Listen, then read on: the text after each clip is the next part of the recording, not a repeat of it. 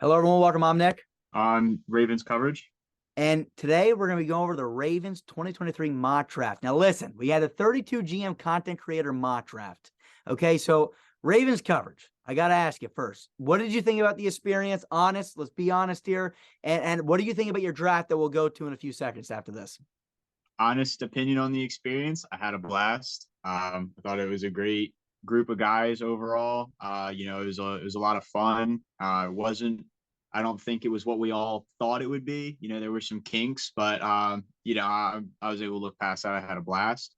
And with my draft, I feel good about it. They weren't really necessarily the picks that most Ravens fans want to see or expect to see, but we'll get into it a little bit later. But I think for what was on the board at the point and stuff, it was a solid draft. I don't think I had any misses or reaches or anything like that. No, for sure. Like I said, and honestly, we'll go over the guys that you drafted in a second, but you kind of drafted, again, a live event like this, it's just like real life, right? When we get to real life, everyone's going, oh, that was a reach, or oh, that guy's falling. Because NFL teams see it differently than the media seeing it and what they've been preaching for the last 3-4 months here. So again, you saw a realistic representation of what might happen in real life. Some guys Absolutely. might get drafted early. Some guys might get, fly down the board a little bit. But for the most part, like you said, and I know one of your picks for sure, like we said, somebody fell into your lap and you had to take them. There were some other Yep. guys you wanted, but you took the guy that you want. So is there anything else that you want to mention real fast before we go into the slides? No, I mean, I think I don't want to give away too much too early. So I think we'll get into it as we go along now. Okay, now before we do that, plug your page real fast. Tell them a little bit about your page. So my page on Instagram is ravens.coverage. I've been running it since 2017. I cover most Ravens news, updates, keep it interesting. Like to joke around a little bit during the game days and stuff. Keep it light, keep it fun. If you're a Ravens fan, it's a great place to come for your news. Yeah, and I don't care if you're a Browns fan, Bengals fan, or Steelers fan. You should follow the page and keep up to date with what's going on with the Ravens. It's a hell of a page. So you're going to want to give it Absolutely. a follow. All right, so now we're going to go and we're going to go to the slide. 180. 180 set.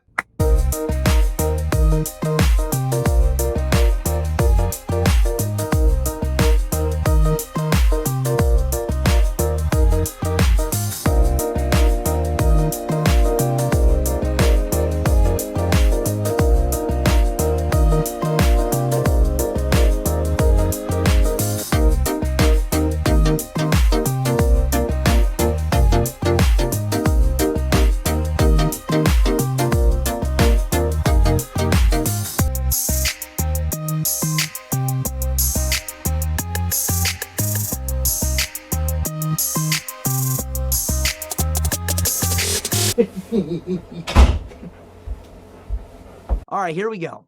Lamar Jackson, John Harbaugh. Where do you want to start with these two? What's it looking like with Lamar? Let me ask you that. That's a great question. I think there's a lot of speculation. Everyone's got an opinion on it in the media and the sports world right now. I think in terms of just the two of them, looking at it from what we've got on the screen right now, I think the relationship stands well. I think Harbaugh respects Lamar and his desire for being paid what he believes he's worth, and I believe Lamar respects Harbaugh for trusting in him and building a team around him for the last couple of years. Harbaugh's not the one making the financial decisions for this team, and he with what he has done this year with the coaching input, free agency input. I think he's really shown that the Ravens are committed to him. Looking at it on a broader picture, I still have confidence that Lamar stays a Raven. I think the way the market has panned out and the Jalen Hurts contract only solidifies that opinion to hopefully become fact. So I'm hopeful that we get to see a little bit more of number 8 in purple and black. I hope so too. And honestly, I'm going to be honest with you. I think it's more of a talking point than it. I know negotiations aren't going well, right? I mean, we all know that, or else it would be done by now. But Mm-hmm.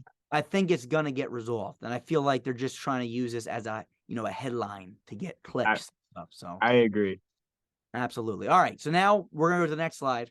Here we are, the grade scale. So let me break this down real fast. There's 4 weight things I'm going to grade you on. Okay. Not just me, but our crew of guys, Top Notch Sports, TNS. Okay. We graded your trading, your drafting, your talent that you drafted, and the need. Okay. And another thing I want to mention is this. Okay. And I'm going to mention this every video. Let's start with here. You might get 50, a 50 as a grade. And everyone's like, what? That's an F. No, it's actually a C plus. Okay. So I'm just going to go out of the gate here. I'm not saying that's not what you got. Okay. You get a lot better than that. I'm just saying some of these, number grades look horrible, but understand that they correlate to a pretty good grade. I mean, in real life, if you get a 67, that's a D minus, but Yeah. you get a B in this. So again, our grade scale is definitely a little bit, not usual, not the norm, but understand that you're going to get a letter grade and you're going to get a point grade. Your point grade will be more accurate. That's how we'll judge you based off other GMs. Your letter grade kind of, shows you more in the ballpark of how good you did just in, a letter basis. So again, 50 looks ugly, so you can really promote that C plus or et cetera, et cetera. So again, trading, drafting, talent, need. Any questions with that? Or are you good? No, I think I'm pretty straight with that. All right, let's keep going here. All right, here's our actual depth chart for the Baltimore Ravens. Okay, again, guys in green are guys that you signed in this free agency. A guy in orange is a guy that you re-signed. Okay, Trayvon Mullen, OBJ, Nelson Aguilar. What are you thinking when you see this team here on paper? Are you all right with this? Or where are your weaknesses, where are your strengths? What are you thinking? When I look at this team, you know, we've seen what the Ravens have done the last couple of years. You know, they've been a team that makes the most with the least possible amount that they could have, you know, especially at the wide receiver group.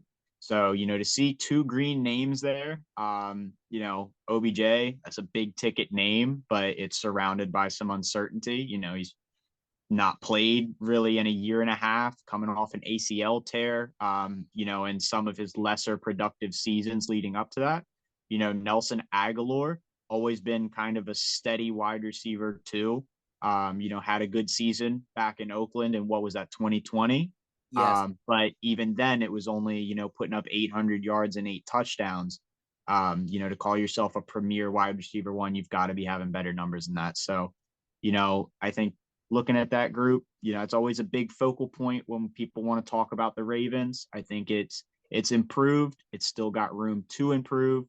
On the defensive side, I think we've taken a lot more of a hit this offseason in terms of losing people. Glaz Campbell is gone. Justin Houston has yet to be re-signed with us. Marcus Peters has yet to be re-signed with us. Those are pending guys that could go elsewhere. But Broderick Washington, when he was on the field, played a really good job, doing football, playing out there. He had a lot of pass breakups, and I think standing at only 6'2", 6'3", little shorter than a guy like Calais, but he was able to get himself up there. Trayvon Mullen, not necessarily shown to be a premier corner, but I think he has upside, and I think the Ravens are one of the better teams at developing corners. And he's only 25 right now, so he's got some of his better years of football hopefully still ahead of him. So, though I think it's got room for improvement, if this is where it ended, I'd be hopeful for at least a playoff berth. I think that could be definitely in our cards. Absolutely. And again, like you look at this roster, right? I mean, you bring in Tyler Linderbaum last year. I like Tyler Linderbaum a lot. You got Dobbins. What's your take on Dobbins? I mean, every time he's on the field, he seems pretty good, but the injuries have been kind of the issue, correct? Yeah. I mean, he had that ACL tear, which as he divulged to us last year, turned out to be a lot more. I think it was almost every muscle in his knee. So it was a way worse injury than we expected it to be. So, hearing that and still seeing the production that he was able to come out and give us, in a small sample size, then he got that knee cleaned up and came back out and was able to put on, just a really solid show of running the football. His speed wasn't fully there. There were a couple plays that he probably could have broken for another 20, 25, 30 yards and a touchdown had he been up to, 100%. But, the fact that he was still able to break out, he showed his agility, his strength. I think if we get a fully healthy J.K. Dobbins this year, we could be looking at a top 5, top 10 running back. Absolutely, I agree with you. Now, another thing too is real fast, and we're going to be switching slides shortly here so that, the fans don't get bored. But, the wide receiver room. I mean, again, Lamar Jackson's really never had guys, as much as we want to say, oh, this, that, and the other thing, the dude hasn't had a lot of guys to throw the ball to. So, like you said, these green names, these Odell Beckham Jr.'s, these Aguilars, Devin Duvernay, who's still there, Rashad Bateman, again, a guy who I was very high on coming out of that year's draft class, Mark Andrews, an all-pro tight end. And then, honestly, like I said, that's the best room he's probably honestly had in my. I mean, again, you would know better than I would, but there's a I specific. agree by a mile. Absolutely. And now you look at another room. What do you think's my favorite room looking at this team? Like, there's one room that I'm looking at. You get the offensive line, the tight ends, wide receivers, et cetera, et cetera, et cetera. What room do you think I like a lot just from this slide right here? Looking at this slide, I don't know. I mean, in my opinion, I'd say probably either those safeties or those linebackers. Damn right. Damn right. I was having a tough time figuring out which one I wanted to go with, but I'm probably going to go linebackers. Between Raquan Smith and Patrick Queen, those are two sideline to sideline guys. And again, if they want to play some kind of defense like this where you got two guys coming off the edge a little bit, Roquan Smith can cover the whole left side and Queen can cover the whole. In run coverage, these guys are going to stop everything, in my opinion. Really two great football players, pretty good in pass coverage too. I like that a lot from an outside point of view. But again, that's just me, and we'll get into more of this soon. So, all right, that's that. Real fast, last thing I'll ask you, biggest weakness right now with this roster, what would you say? Biggest weakness with this roster, undoubtedly has to be the cornerback position. From a realistic standpoint, we have one starting quality corner, in Marlon Humphrey. Everyone else that we have rostered, though I've got hope for them, some of our young guys from last year, guys like Trayvon Mullen, I'm not willing to bet on them until I see them out on the field showing me a reason as to why I should. So, that's definitely a room that is weak and needs improvement. Okay, all right. So now we're going to the next slide. Here we are. Here are the GM moves that you made. Okay, a lot of moves. Let's break this down. I'll break this down, and then I'll have you give the input here. So all in all, we're not going to break it down every single individual trade. We're just going to show all the things you received and all the things that you traded away. So you traded away a few players we see here, and you got a lot of draft capital, which I like to see that. So let's see what we did. Ultimately, it looks like you moved down, like, again, not looking at every little individual trade, but altogether, you moved down 2 spots from the looks of things, from 126 to 124. So you moved down 2 spots.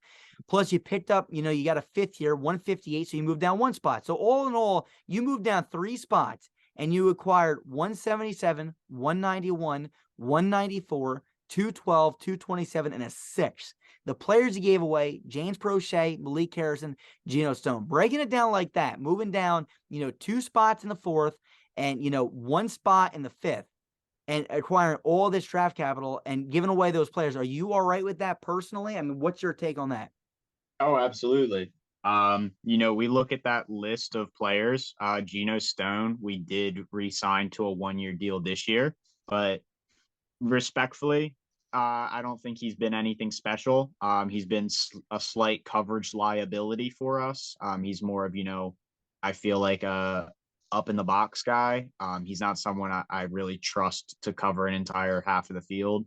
Malik Harrison has been a role guy, decent run stopper, but that's about it. And for a guy who's going to sit in the middle of the field and, be a field general, especially going into a contract year, I feel like with the signing of, or the trade for Roquan Smith and the emergence of Patrick Queen, he's going to lose his spot. And the Ravens have some really good undrafted rookie free agents from last year at the middle linebacker position. I feel like could absolutely fill in for him. James Prochet, if you're a Ravens fan, the torment that James Prochet has brought to us, the high hopes for him to be something and just the disappointment that he has been anything but.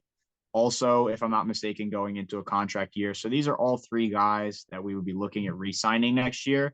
So to be able to drop down a couple spots and then turn them into one, two, three, four, five, six additional picks over the next 2 years. I think those are no-brainer moves.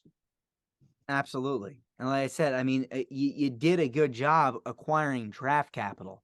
Now we look at the picks that you made. So I'll let you break down each player and then I'll give a little insight. But first, let's start with edge rusher Myles Murphy. Talk about that whole situation, let the fans know what was going on and let them know what happened. So Myles Murphy. Yeah, so originally, I had my eye on wide receiver or corner at 22. I did make some aggressive moves to try and move up as far as I believe the ninth overall pick to try and secure some of those guys. Unfortunately, my efforts were not met with any, accepting or willing offers. So I had to stay put, and unfortunately, I want to say 8 picks up to me were an entire run on cornerback and wide receiver, which left me to then make the best possible move for my team. I didn't feel that trading back would, really benefit me. I didn't have any offers to trade back that yielded what I thought was a fair return. So I stood put and I brought in an edge rusher in Myles Murphy. We've had issues at the edge position.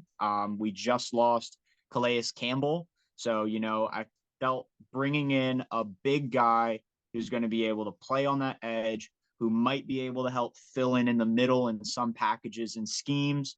I thought that was a really solid move, especially for a guy who I've seen mocked to go as early as the Lions at what they have picked number 6 this year. Yeah. So, for almost a top 5 guy to be gotten at 22, I felt comfortable and confident making that move, though it wasn't my first choice. Absolutely. And here's the thing about Myles Murphy, right? 6'4", 268, 33-inch reach. Didn't run a 40 when I originally scouted him. Probably going to go up my board a little bit. I had him ranked at number 8 as an edge rusher, and again, now look, this is, looking at it from every team standpoint, who I would want. But the thing is that the dude ran a 4.53 at his pro day. Okay, Mm-hmm. 4.53. That's fast as hell. Now, in Madden terms, for some people that play Madden, that's probably right around, let's see, 4.38's 93-ish speed. So you're looking at like 86, 85 Yep. speed probably on Madden, maybe even at 87. That's pretty quick, in Madden terms, trying to simplify it for the fans. That's fast. And being 6'4", 268. This is not no 240, 238 like Nolan Smith. Ran a 4.39. This guy's 268, almost 270. Big guy, super athletic, good bend to the hips, I said, good flexibility to get around the tackles. And when he does that, he's amazing. The only concern I had for him, like I said, I remember when you drafted him, is sometimes he takes wide angles at the quarterback. He takes a wide loop to the quarterback. Now, again, sometimes it's worked. Sometimes it makes, easy lanes for the quarterback to fill in. The thing about Myles Murphy is this. If you take this guy, you got to bet on this guy's upside. And again, Baltimore, man, there's been a lot of Baltimore Ravens defensive players over the years that turned out to be pretty damn good. Terrell Suggs, Lewis, et cetera, et cetera. We didn't keep going on. So I would trust Myles Murphy here. I think they would definitely get him to play at his best ability. Let's go to your next guy, Jonathan Mingo, 3rd round. What do you think about him? Jonathan Mingo was a guy I was so excited to see at 86. As you may remember us joking around and talking about it after the draft, I tried trading up for most every mid to late 2nd round pick and every 3rd round pick leading up to me, trying to secure him. And I didn't get any takers on it, so I had to sit and wait and pray that he would fall, and he did. So I think that was probably one of the quickest picks to get rushed into the commissioner of the entire draft. I was over the moon to see him there. The way I look at it, if you look at his frame, his build, his all his measurables, some of his combine work and stuff, he reminds me of no one but AJ Brown and DK Metcalf, 2 Ole Miss products who have come out prior to him, who have been absolutely dominant in the wide receiver game. And I feel like, going back to what I said earlier with some of the moves that the Ravens have made on the coaching end, bringing in new offensive coordinators, new, wide receiver coaches and stuff like that.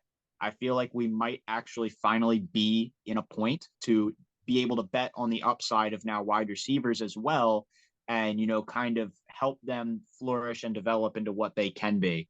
And, I think Jonathan Mingo, he's what, 6'2", which would make him immediately the second, now third tallest wide receiver in our room.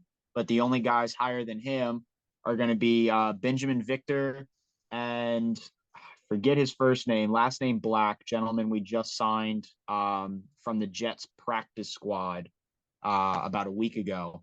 But both of those guys are bubble guys, so they're no one that I'm going to bet on. So in terms of our wide receivers that are actually going to see consistent field time, he's our tallest, most physical wide receiver that we now have on the team. Absolutely. And this is a guy, I'll be honest with you. I fell in love with this guy's tape. This is a guy, I honestly, he was graded as my grade scale. Okay, not my personal analysis, but my grade scale as a number 2 ranked wide receiver in this draft class. 6'1" 3/4. So basically 6'2". 220. I mean, this is running back, build wise, height, weight wise, big, bulky guy. You look at his arms, man, they're huge. Okay. This guy is built. Okay. And I'm telling you something, he can make a lot of plays with the ball in his hands. He'll go up and grab him. He has pretty damn good route running. He gets really good separation off the line of scrimmage. At times I feel like, he may lack elite speed, but he ran a 4.46 40, which again shows me that, this guy's pretty damn fast.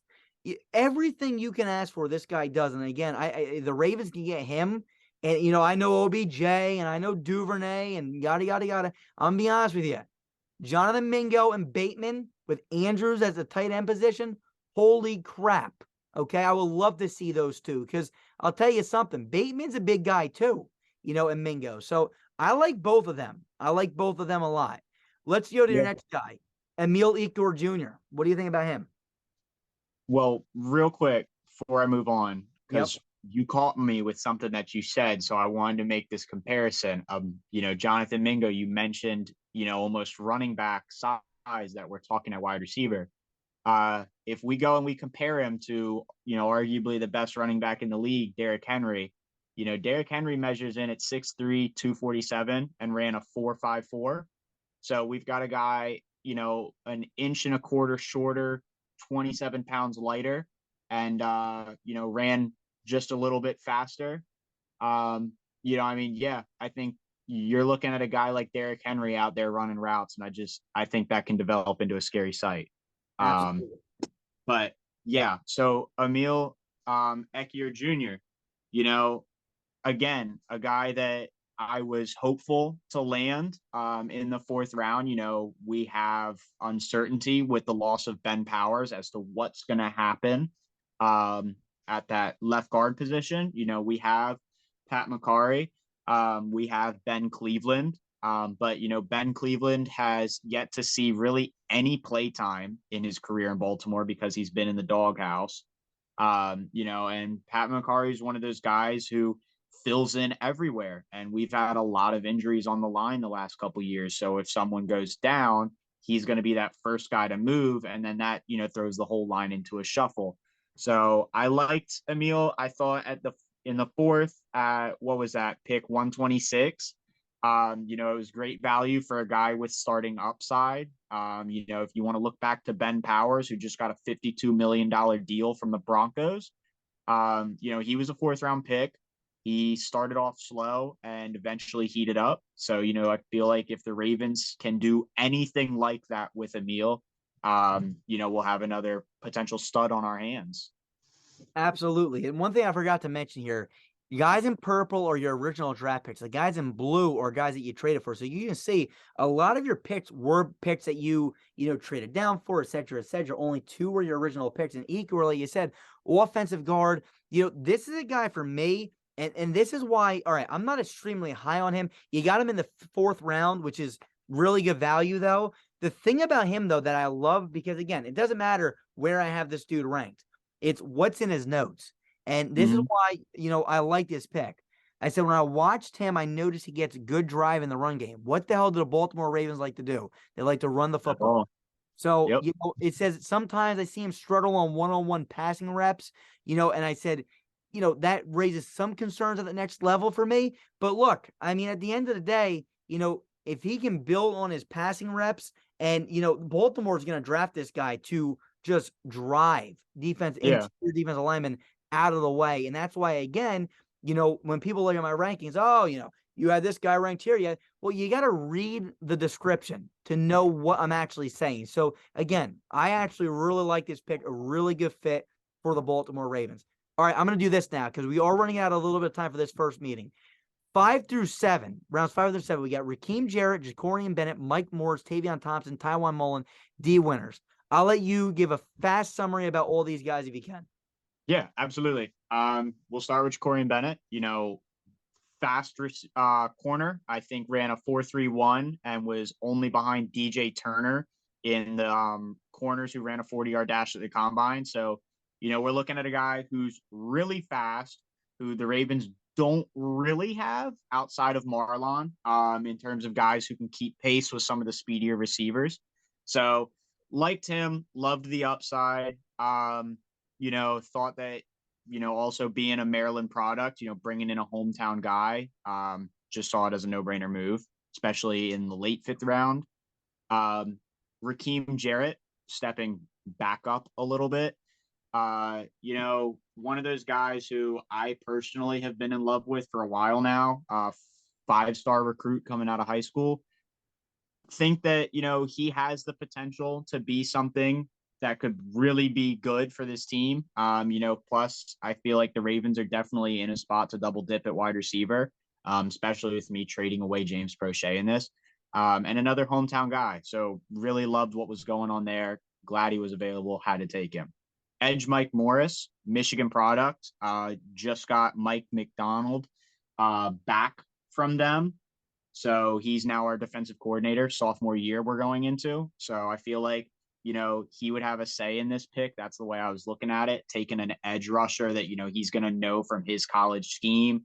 Someone he's going to be comfortable with, especially if we have to do a little bit of developmental work with. Tavion Thomas, we have had injuries at the running back position that have killed us these past couple of years. So bringing in a guy like Tavion Thomas, he's a Utah product. So, we've got Tyler Huntley. So there may be a little bit of familiarity there, though I don't believe they played together. But it shows that, that is a college we look at because the Ravens are definitely one of those teams that sticks to a bubble of colleges and doesn't really step outside of it that often, unless there's a guy they really like. So I feel like that pulls Tavion into it. And if I'm not mistaken, I mean, this past season, he had a phenomenal season going for, it was either 16 to 1900 yards. Can't remember off the top of my head, but, just really productive. Loved what I saw out of him when I watched some of the Utah games. So yeah, Tywan Mullen, we brought in Trayvon Mullen this year. So, you've got that familiarity there with the two brothers, also cousin of Lamar Jackson. So a little bit more familiarity. The Ravens definitely need corner help. And unfortunately, in this draft, the cards did not line up for me to be able to do too much at corner. So definitely got to the 6th round, had to take a corner, was one of the more productive products still left on the board. And I love the way we could tie him into the team. 7th round pick, D Winters. Absolutely loved that he was there. Very versatile guy. I feel like he has so much upside that he could potentially bring to a team like the Ravens. And I feel like if anyone's going to be able to get the best out of him, it is going to be the Ravens. The Ravens are one of the better teams in the NFL when it comes to bringing along linebackers. And I would love to potentially see what they could do with a guy like D Winters, who's great in the run game, great in the pass game, can kind of do a little bit of it all, play on the edge, play in the middle. So yeah, that's where I was leaning there in the 7th round at pick 227. Not a bad pick at all. Yeah, no, not at all. And like I said, two guys I want to touch on real fast. Ja'Cory Bennett, like you said, 5'11", 188, ran a 4.3 40. My main thing with him is I said he's one of the few corners that I saw in the entire draft that can run a little bit of man coverage too. It's not just Mhm. zone. I saw him stick with the toughest route to cover as a corner is going to be the crossing routes, slants, drags, etc., etc. He really didn't have too big of a problem covering those. Again, this could be one of those guys that is really underrated. And again, before he ran the 4.3 40, nobody was really talking about him. Now, after he runs it, everyone's talking about him. But his tape was good. That's the thing. Like, I'm tired of everyone just being, oh, now he ran a 4.3. Now he's on the. No, it's not just that he ran a 4.3 that's making him go up in value. Is that he ran a 4.3, but he also is really, really pretty solid on tape. And he does some things that a lot of other corners can't do at the college level. Now, as a wide receiver, Raheem Jarrett, 5'11", 192, ran a 4.4, 4.40. He can be utilized in many ways. This is your little tiny gadget guy. Jet motions, Mhm. jet sweeps. He can catch the ball downfield with his speed. He's willing to catch the ball over the middle of the field, but can also make some really good, catches on the sideline. He has good agility and willing to fight for extra yards. Now again, this is not a guy that's going to be a 1A, nor did you draft him to be your 1A. You got him in the 5th round. Yeah, right. Yeah, 5th round. So this is a guy that's going to be a gadget guy, a role player. And again, I think he would fit in really nice with this Baltimore Ravens team. All right, so real fast, we're going to go back to Tavion Thomas real fast. Go ahead, clarify what you said. Yeah, so just to clarify, because I know if I don't, I'll get flamed in the comments for this. Earlier when I was talking about Tavion and what I liked about him, I mentioned that I believed he went for like 1,600 and 1,900 yards this past season. That was actually me remembering his culmination of his 2 years at Utah, in which he went for 1,100 in 2021, and then 2022 went for 687. So that's where I was getting that number in. So just to cover it, that way no one in the comment section can try and make a mockery of me. We're good on that. That was the quick note that I would like to make. Awesome. All right, cool. So now we're going to go to the next one here. All right, here are the moves that we made plugging in your guys. So Yeah. I'm going to flip back and forward real fast so they can see the difference. Here are the moves that you made. Here's the original depth chart. Move you made, original depth chart. I'm just going to flash it real fast just so they can see it. Hopefully no one's getting motion sick here. But all right, there we go. So what do you think now with this roster? I mean, looking at this, what do you like here? I what I like the most in terms of what got improved is the wide receiver room. Overall, I feel like we weren't able to bring in, one of the premier big ticket names that Lamar wanted, but we did bring in a guy like OBJ. And we brought in Nelson, which we talked about earlier. And then we were able to add two very productive rookies in Jonathan Mingo and Raheem Jarrett. And then, as you can see here, we still have mainstays in Devin Duvernay and Rashad Bateman, who have been very promising players when healthy. So, I think that is the most overhauled unit of this team, and rightfully so. And that's what gives me the most upside looking at here compared to what it has been. Absolutely. And like you said, I mean, you look at the wide receiver room, there's no reason that this team has any excuses at, a shortage of weapons at this point. Mhm. OBJ, Bateman, I love Mingo. Raheem Jarrett can be that gadget guy, motion. Aguilar has been 1,000-yard receiver before. Like literally, you got Odell and Aguilar, who are both veterans that have been 1,000-yard receivers.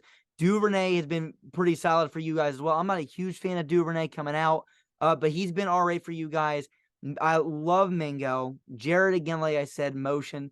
Mark Andrews is a staple of this offense. He's been great. You got Igor here going to be trying to battle out with Patrick McCarry. And you look here, like you said, Miles Murphy coming in here, coming off the edge. Him or Bowser, depending on how they run this year. Ja'Cory Bennett at the slot cornerback or nickel cornerback position. Like that, or maybe he ends up playing outside. Who knows, right? We're just throwing him on here, showing you what you did. You still got Trayvon Mullen, and as a Raiders fan, I know when he's on the field, he's not horrible.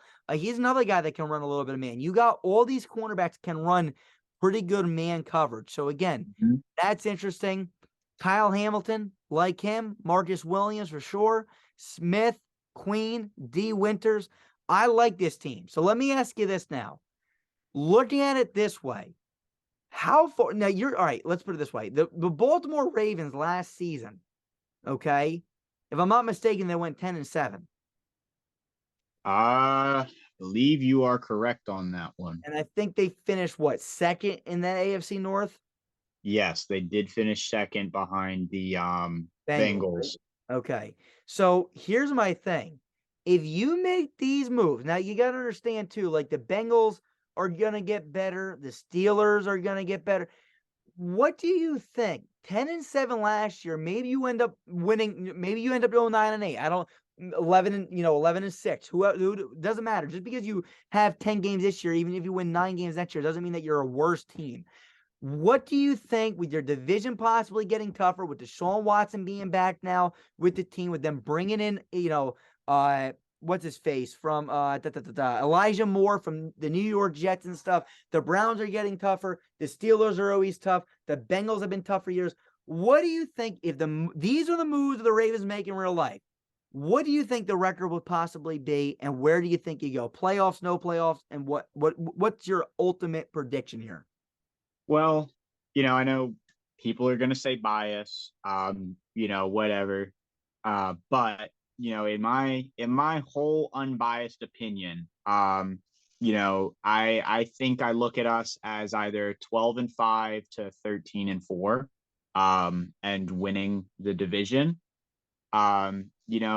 Last year, the fact that we were able to really the story of both of the last 2 seasons. We've been 8-3 and 8-4 when Lamar went out at the end of the season. And when 2 years ago we were leading the division, I believe last year we were either tied, or this past year we were either tied or second. But we've been in the fight. We lose Lamar, and we just, the rest of the injuries that we have finally compound upon us, and it's the straw that breaks the camel's back. So I think if with the improvements to the team, if Lamar can stay healthy, and also Lamar playing on this team, I see no reason as to why we don't go back to being a winning team. I feel like the teams around us are going to make improvements, but overall have had losses as well. Mainly looking at the Bengals as our biggest, rival right now in terms of, trying to win the NFC North or the AFC North. They lost Jesse Bates. We have yet to see what's going to play out with Joe Mixon. But they also lost Samaje Perine, who, they had a lot of faith and investment in as their, second guy. There's a lot of uncertainty circulating around T. Higgins. I feel like he'll at least be there for the first 8 weeks of the season. But if things play out the way they have, it's going to come down to a, week 17, week 18 game that decides this division. And if he goes at the trade deadline or something like that, they're going to take a hit there. I feel like there's improvements that the other teams can make, but if we stay as a healthy unit and our core stays together and we make the improvements that I've made here, I really think that we have a shot to put ourselves back on top. Absolutely. And again, I the biggest question is this guy right here, Lamar Jackson. And I'm gonna say this. Here's my prediction for this team. If Lamar Jackson can stay healthy, okay, which and he plays for this team, okay, which again I'm assuming both, okay. The only thing I'm gonna knock here, not that you did, but just the health of this team. Until I see it, I can't believe it. But again, that does I 100% agree with you. I think this team can win 12, 13 games. I think right now, though, being, a skeptic of trying to make sure that I understand that this team's injury prone and to bet anything higher right now, I would feel a little bit ballsy. Let's go with that word. I'm going to say this team probably goes right around because I just think that the injury bug has hit this team and it's so damn unfortunate because when they're fully healthy, man, this team can go. I really feel like this team could be a conference championship team, like fighting right around there almost every single season. But until I see this team not get injured every single year, I'm going to go again. I think this team's going to win right around 10 to 12 games. I'm going to slot them in right now at 11-6. If these are the moves they make, I like these moves. Finishing, it's going to be close. I mean, again, I like the Steelers. I like the Browns even, but I'm not that high on the Browns because I don't know how Deshaun's going to do. Love Joe Burrow. I think Bengals are probably going to finish number 1. I am honestly a fan of Kenny Pickett. I know some of you guys are probably throwing up your mouths right now, but look, okay, I got you guys slotting in number 2 in the division. And I honestly got you guys probably going right around, battling out in the divisional to conference championship. I'm going to probably say more divisional round. You make the playoffs, probably get to the divisional round. And hell, if you can piece 2 or 3 games together, you guys could be in the Super Bowl. But I feel like it's really, really fair to say this team will probably be in the divisional championship if these are the moves that you make. Does that sound fair to you? I would absolutely say yeah. I mean, looking at the injuries, I stated before I made my prediction of 12 to 13 games that's if they stay healthy. Healthy. Yep, absolutely. Looking at what you said, I wholeheartedly agree that, 10 to 11 games, if we get injured the way we have with the moves we've made, are is a solid, prediction. I think the only thing that gives me hope that we won't is the firing of Steve Saunders, our strength and conditioning coach, since I believe 2018, 2019. Yeah. I think that has been a big part. You may have seen, you may not have seen the Twitter, kind of buzz that started after he was fired from a lot of former players talking about, how they suffered, what seemed to be avoidable injuries under his, leadership. So I feel like us making that move will be really big. And I feel like if everyone's, starts the year off at 100%, there's a very good chance that they make it through the year, playing most to all 17 games of the season. Absolutely. Absolutely. And again, this roster looks pretty solid. So take your last look. Here it is. Boom, boom, boom, boom, boom. All right, we're back to now the actual depth chart. All right. This is your roster in real life. Okay. Yep. I know you probably want them to do what's the main thing you want them to attack on Thursday? My main thing, first round, I want to see a corner come off the board for the Baltimore Ravens. More over than wide receiver. As you can see, there's 2 names in green. Both guys have notable production in their past. Meanwhile, that cornerback group only took a hit. We lost Marcus Peters, who unfortunately wasn't even playing like the Marcus Peters we all know and love last season, coming off an ACL tear. But he was definitely better than anyone else under him on the roster. Trayvon Mullen is a guy that you're probably not willing to bet the farm on. So I feel like this draft in the first couple rounds, specifically the first round, has a lot of potential at corner. And bringing in one of those guys, with our cap uncertainty, getting him on a rookie deal, having him being able to perform for the next, 4 to 5 years at a cheap cost, would be so pivotal for this team because it's going to allow us to focus money on other positions that we could or need to, like quarterback, like wide receiver. I think those are moves that are going to be more welcomely addressed with, big money moves. Obviously, we want to sign Lamar. Obviously, we want to bring in big ticket wide receivers. So that's my number one, is seeing them attack the corner position. Hopefully, it's Deontay Banks. Yeah, for sure. And like I said, I love the cornerbacks too in this draft class. But again, if they fly off the board, maybe you do end up doing something like you did in our mock draft. So again, just being able to have that wiggle room. But of course, I'm 100% with you. I love Deontay Banks. I love a lot of the cornerbacks in this year's draft class. But man, if Banks is your number 1 guy, I like that because he's up there with mine too. I believe he's like my number 3 or 4. So love Deontay Banks. I think he could be special on this team. All right, now the moment of truth. The final grade. Are you ready? Enough with the damn Baltimore Ravens. Now we get to talk about you and your grade. Are you ready? I'm ready. All right. So again, I told you what we grade you off of. We're going to go over each grade. I'm going to let you talk about it. And then when we come back, I'll let you rebut it or whatnot. But first, we're going to go over each grade. And I'll let you know, like right away, you just tell me whether or not you think that's about accurate. But again, now be honest. If you dislike it, you let me know. And again, a few months from now when we regrade things, we might go back and look at this and you can say that you were right. So let's see what we got. Trades. We ended up giving you a B+ in trades.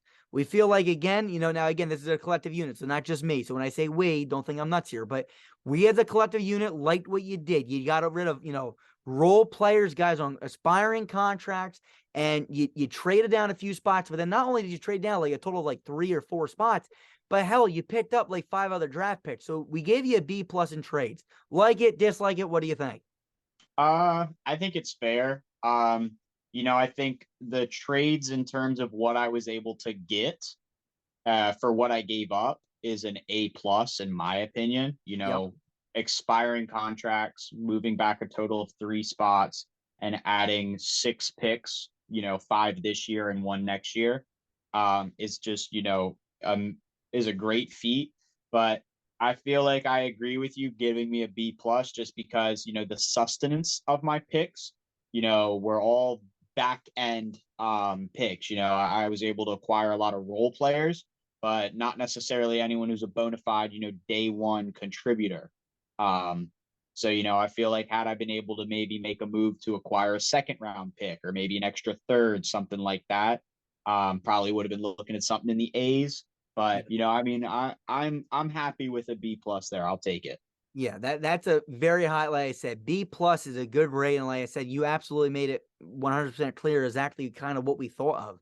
That exact thing that you did acquire a ton of capital, and you got a ton of picks. And again, honestly, for the Ravens' sake, that might be a good thing because you know what, you got a lot of depth in positions. Like, what's better, having 1 2nd round pick or having 5 5th round picks? You can argue both of them are equal, and honestly, like I said, I think you acquired a lot of capital. Overall, the team gave you a B+. And again, I want to keep stressing B's are pretty damn good. So there's a B+. Let's see what the next one is. Draft. The overall draft as a whole, we gave you a B+. Again, this isn't talent-wise. This isn't, need yet. This is just looking at it from an overall standpoint. We ended up giving you a B+. That's trades, the need, the talent, all included, a B+. What do you think about that one? Yeah. I think it's fair.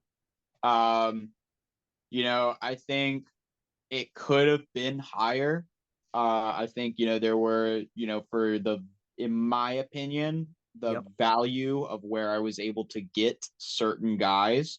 I feel like Jonathan Mingo definitely could have been taken higher than pick 86, which is a mid-round 3rd. Emil Ekier definitely could have been taken higher than a mid-4th round pick.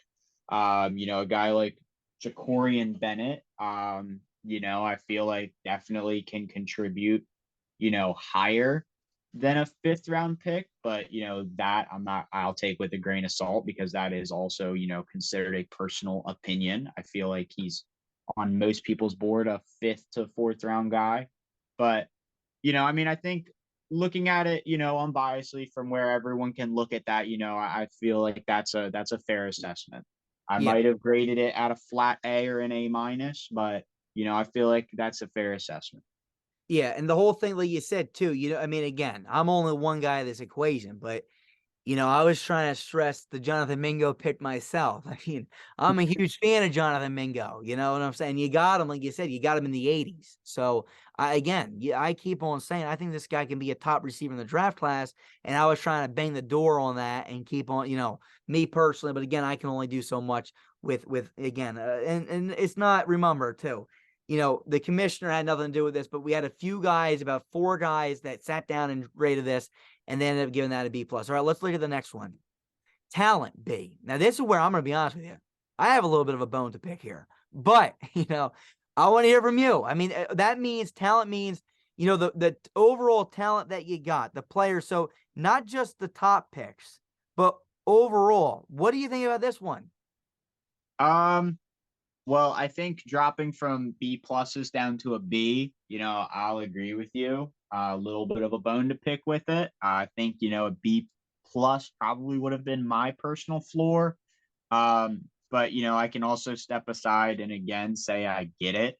You know, guys like Taiwan Mullen, Tavion Thomas, Mike Morris, you can kind of include Raheem Jarrett and Jacorian Bennett in there. Some of those, mid to later guys I took haven't been super flashy. Some of them have played, like Taiwan was on Indiana. Tavion played for Cincinnati and Utah. Raheem, Jacorian both played for Maryland. Those are teams that we all know of, but necessarily don't, drool over. They're not producing, top 5 picks every year. So, I can see where, certain things and in their production may have made them look a little worse or a little lesser to others as to where I value them. But I will say, I mean, I feel like, my first 3 picks in Miles, Jonathan, and Emil, those were all picks that were of very high talent. Especially if you factor in where I was able to get them. You know, Absolutely. Yep. um, you and I both keep going back to Jonathan being, I feel like he'll be so much more than a late to mid round, 3rd round pick. Miles Murphy, like I said, some of these mocks that have been put out by analysts are showing him as high as, a 6 to a number 8 or something like that pick. Emil, definitely a guy who I can see going higher than, a mid 4th. So, I feel like there may be a little bit of personal bias in the way I feel, but I feel the talent's definitely there. And I feel like what I would have to say on that is, you know, talk to me week 8, halfway through the season. Let's see what these guys are doing. And I'll bet you that, the consensus is that grade should be higher than a B. Absolutely. And that's the best part about this entire thing is that, again, these are the original grades. And you guys have a chance now to take these grades and prove their grading wrong. And that's gonna be that's content for a later date. And I'm excited to see, ultimately how this is gonna rank out. A guy that might get a higher grade or a lower grade than you, how does that all pan out? All right, the last one. Now, again, I want to stress here too, because the grade, I don't even know what the hell you got. I'm gonna be honest with you, I gotta press the space bar to see. But it is super hard to get an A. And again, I feel like you hit almost a need. So let's see what the hell they gave you. All right, B plus for need. What do you think about that one? I think it definitely would have been an A if I was able to acquire a corner higher than a 5th-round pick.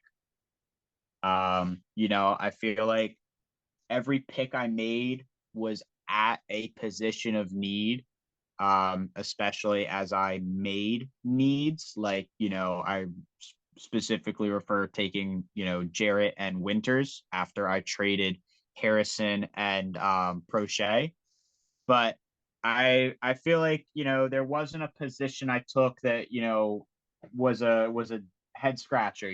Like some people are saying the Ravens should take, a quarterback in the later rounds, or a backup tackle or center. you know I feel like taking a D tackle would have been a little, futile, or futile.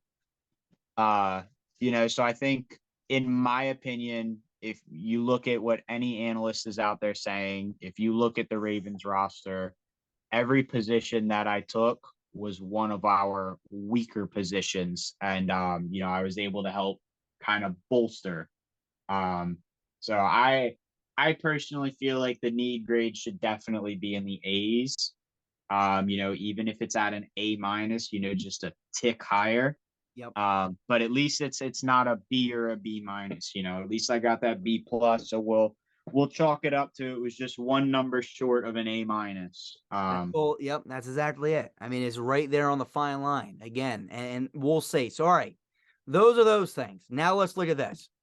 GM points, you earn 775 GM points. That should help you going into free agency next year. That's a good amount too. So, you know, how, like I said, this thing, again, it's tough. Like I said, a lot of the GMs right now, you know, you can range, you know, A plus. If you get an A plus in the category, it's ridiculous. Okay. You earn like a crazy amount of points. But again, that's why A pluses are so damn hard to earn. You know, I think A plus, purely an A plus, which I don't think a single GM will earn in any category, you know, unless you know, all of us are absolutely blown away. I think that's 500 GM points by itself. So, I mean, if you have a perfect draft, you can get 2,000 GM points, which is ridiculous. 775, like I said, that's definitely a pretty damn good score there. So, again, that's going to help you a lot going forward. Final score is a 73, which means that you get a B as a grade on our grade scale. Now, again, that's pretty damn good. Promote this. Let's talk about it at a later date. Now we're going to hit pause here. We're going to go back. We're going to talk about it, the whole recap, and we're going to recap this entire thing. So give me 2 seconds. All right, here we are. We are back. All right, look, we got the grades done. The grades are done. Okay, some rebuttals for sure. I'm interested to see how the hell this turns out to be. You know, again, if I had to put my own personal thing on it, I wish I honestly wrote down what I had compared to everybody else had, but I didn't. You know, but again, I'm going to keep on stressing home here. Mingo, I absolutely, that's the pick to me that I'm circling, I'm highlighting. I mean, like, I think that's the guy. I think that's the guy that a lot of people are missing on. And again, if you can get him in the 80s, that's crazy. Jacorian Bennett has every tool you can possibly, you know, want in a cornerback, real fast. Again, his tape's very good too. I think this was a pretty damn good draft from you. And again, I want to make this clear to the fans too. As of right now, we've graded 13 GMs. You are within the top 3 or 4 right now currently, which shows you that, you know, B's B pluses are actually pretty dang good. You know, I know we want to look for A's, but to get an A is very, very rare. And again, we may see 1 or 2 GMs strike an A in any of those categories. So B pluses are just like you said, that one tick shy of getting to that A realm. Now, again, the difference between a B plus and an A minus for the GM points, it's a good amount of points. It might be like anywhere from 50 to 75 points, which should be, you know, 2 to 3 meetings and, you know, so forth. So real fast, what are you thinking? Again, recap everything, recap your draft. Let's talk about Thursday and then your grades to wrap it up. You know, in closing with my draft, I'm definitely comfortable with it.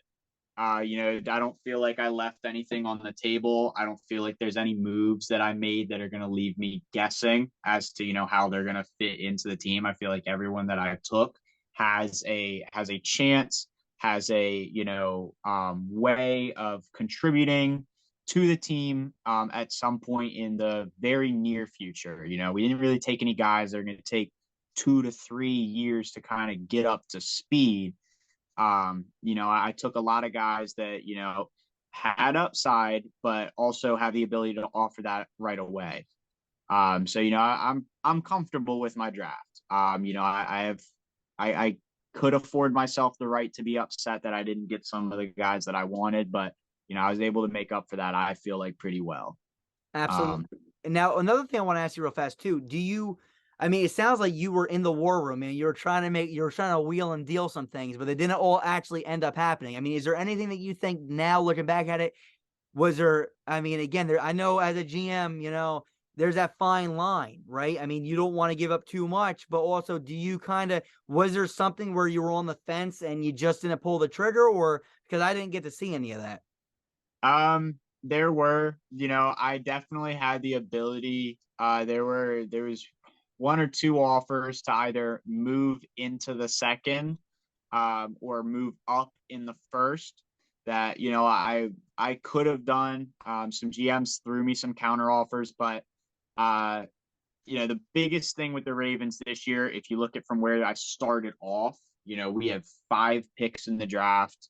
We don't have a lot of guys that, you know, I really considered a casualty. So, you know, the best offers I was getting back from people. They were fair offers, but it would have required me to either give up most to all of my capital in the in this draft. This would have been a much shorter video because we would have been like, hey, here's my first round pick, here's my sixth round pick. That was all I was able to take. And I deemed like that would be too detrimental. I'd much rather be sitting here talking about the players I took than be sitting here like, yeah, I was able to trade up and get Deonte Banks, Christian Gonzalez, or one of those guys with the 10th pick in the draft, but I wasn't able to take anyone else until the late 6th round because I had to give everything else up. And I probably would have had to give up a player as well, so I would have just been making more holes than I filled. Absolutely. So yeah, I was steady in the war room through the entire like first 4 rounds trying to make some moves to acquire some capital. And like I said, I don't think you overpaid at all. I feel like the moves you made, you acquired a lot of draft capital. And again, like you just said too, I mean, hell, let's say you went out and you got Deonte Banks because you did move up. All right, now you throw away the Miles Murphy pick, but now maybe you don't get the Jonathan Mingo. So again, you got two quality guys out of this because you did not overpay on anything. That's it from me. Anything else that you got off the top of your head? The top of my head, I mean, not really. Aside from, I am very excited to see this draft this coming, week. I'm really excited to see what the Ravens do. I'm really hoping that Deonte Banks becomes a Raven. I will say that is my number one draft crush right now. I'm a big UMD guy. That's the home team for me. I would love nothing more than to see us finally, take a guy from there and bring him in. It's been infuriating to watch us pass on guys like, DJ Moore, Darnell Savage, Stephon Diggs, all these UMD guys that have turned out to be quality players that have been at positions of need when they were in the draft. And we just, for some reason, looked the other way when we had every ability. I mean, I'd say Darnell Savage is probably, if I'm not mistaken, the only one that we didn't have an ability to take. I feel like he went a couple picks before us. Or no, that was 20.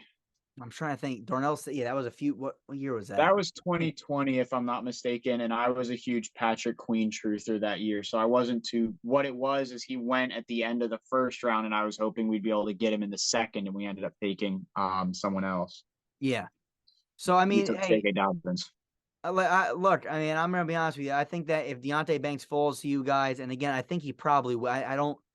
I don't know. We'll see. Again, what the media says versus what's actually going on in war rooms is totally different, but he might be there. And if he is there, if you guys take him, that would be a phenomenal pick for you guys. Last time, plug your page one more time. Tell the people about you one more time.